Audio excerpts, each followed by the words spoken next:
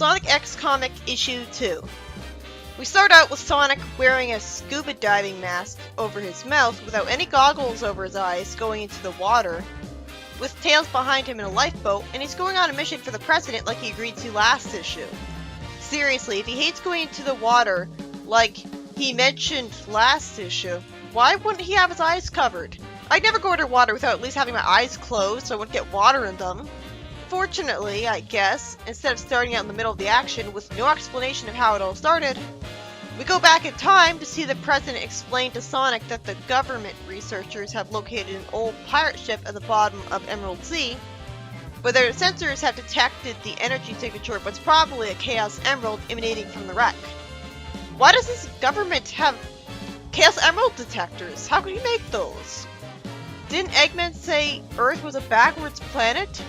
It's not explained that their sensors were made by Chris's not Uncle Chuck, who I vaguely remember actually being called Chuck, and if that's the case, that just makes it hilariously ironic because his status as the replacement for Uncle Chuck is even clearer.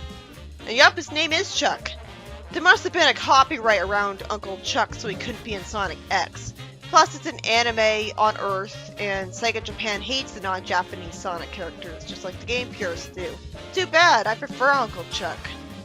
We see that Rouge is already working for Gun with Agent Topaz, so the comic didn't bother to show us that, it just assumed we already saw Rouge's debut episode.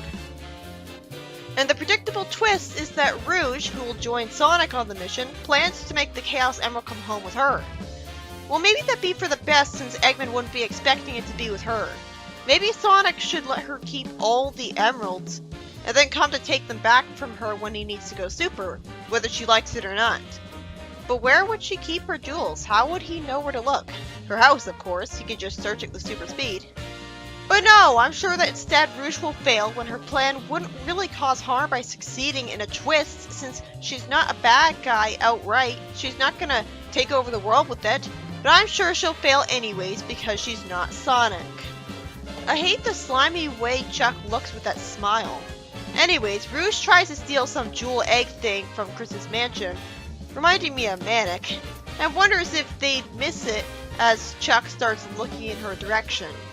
They have plenty of money already, it's not like she'd be stealing from the poor and that's their life savings plan. I like that this implies she's a jewel treasure kleptomaniac, like Manic but more focused on jewels, so she'd steal way less often. If I find Chris's part of a story pointless at all, especially if it's an entire scene, I'll skip it from now on. How is Sonic swimming? So he hates the water, but he can still swim. Topaz tells Chuck she's picking up a signal as she swims towards the ship wreckage, and then Knuckles notices the Navy ships off Emerald Coast. I guess Angel Island was directly above it, and he just assumes that Sonic is nearby because he sees Navy ships. How would he know Sonic is working with the Navy?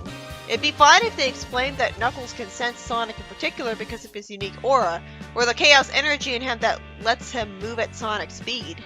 Then when a robot tells Eggman that Sonic dived under the water, Eggman brags that Sonic's fallen into his trap, knowing that Sonic is hydrophobic. He shows that he's used rings to create an energy source to make his newest robots more powerful than ever.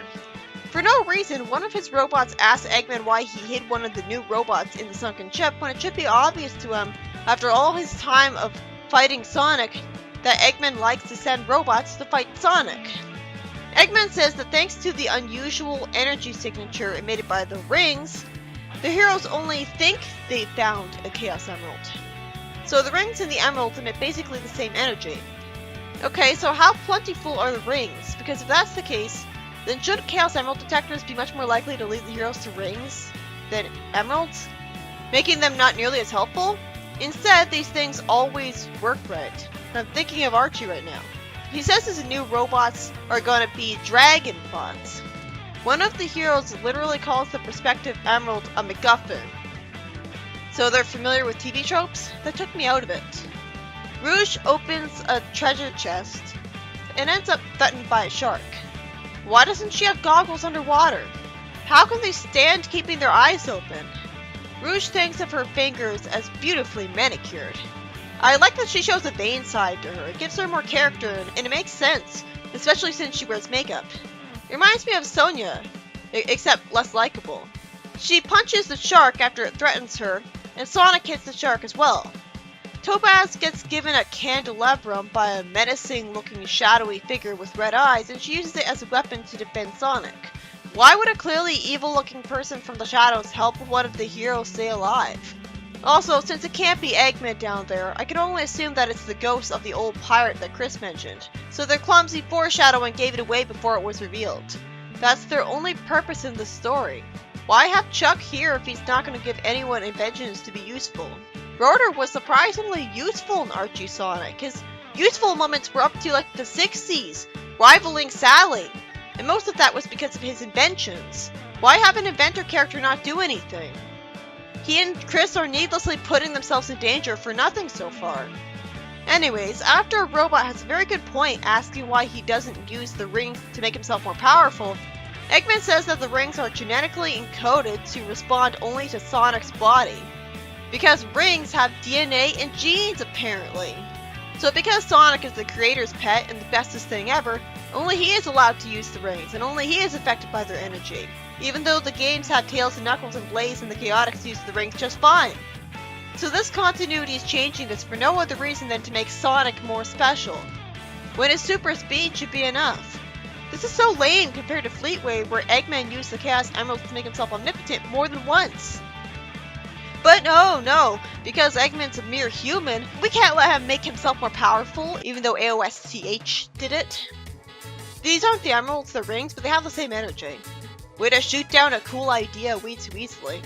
The minute the Eggman says the rings only affect Sonic, who's only existed for a small amount of time compared to the rings throughout history have, Eggman immediately says that he can drain the rings of their energy and use it to supercharge his Dragon Bot's batteries. So they can affect people other than Sonic, but only if their energy is removed from them and put into different batteries. It must be the rings' materials that are the problem.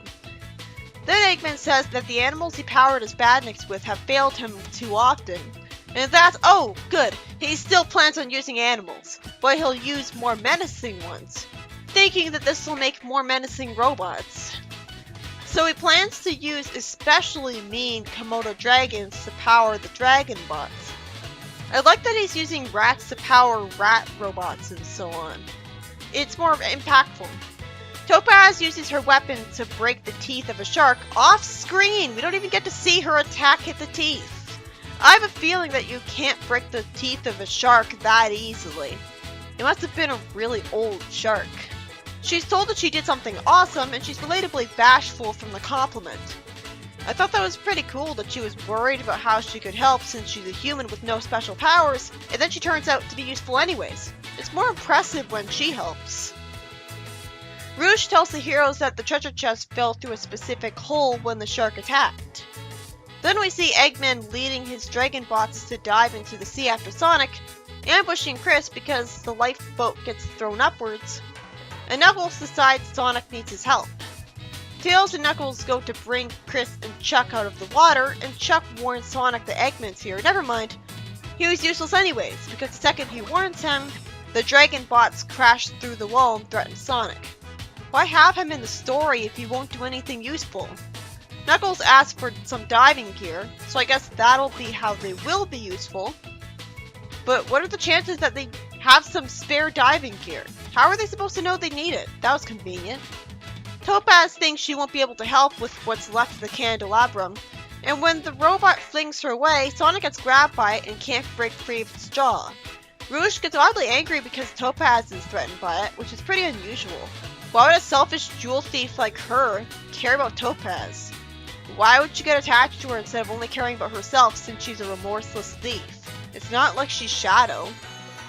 She realizes that she can't spin fast enough to do a screw kick underwater, and Topaz has a hard time moving away from the robot because of the rubble on her.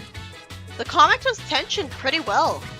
It's impressive that I'm still invested in the action and finding it exciting when I still know in the back of my mind that the heroes have to win because the comic doesn't have the guts to let them lose, or even get them sent to the hospital.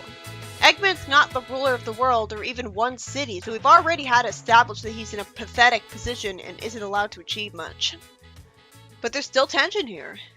Then all of a sudden, when Knuckles shows up and punches the robot away from her, Topaz thinks that she can see what Rouge sees in him, and if she wasn't human, she'd be attracted to him. That was a weird line. Someone talking like a pirate passes a pill while saying that he'll help Sonic. He makes the robot stop moving and release Sonic. But Sonic wonders what he's seeing as the heroes fight the robot. He sees a battery with Eggman's face on it and uses a ring to spin dash at the bot, finishing it off.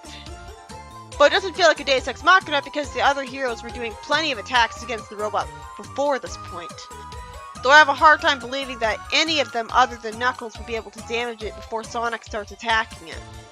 If anything, they should just hurt themselves from punching or kicking a metal object. Then we see the ghost of Captain Red-Eye behind the heroes, who's glad that he helped them. Seriously, why did an evil pirate help the heroes? I guess he's not really that evil, and he softened up after a lifetime of stealing from people selfishly after he died. If that's true, I like him. He's cool. He just came out of nowhere in this comic. This story was by Joe Edkin. Okay, this was a good story. They don't waste too much time with pointless padding this time around. The heroes are sent by the president to a sunken ship because the government detected chaos energy there, which as it turns out is just from the rings of some dragon bots, which are piloted by Komodo dragons. That's cool.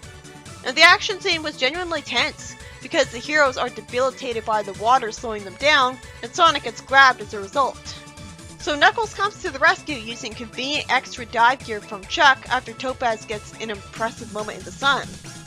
Aside from the extra dive gear being really convenient, there was nothing wrong with the story. Even Chuck and Chris end up being useful after a story is worth being useless because they had the dive gear for Knuckles in the first place, but logically they shouldn't have had it at all. It would have made more sense if they had already given Knuckles the air necklace ahead of time and he just used that. So already we're in just the second issue, and already the comic seems to have learned its lesson from last time. They basically start out in the action scene with little filler before it. I won't get used to this, but it's nice that they did the job right.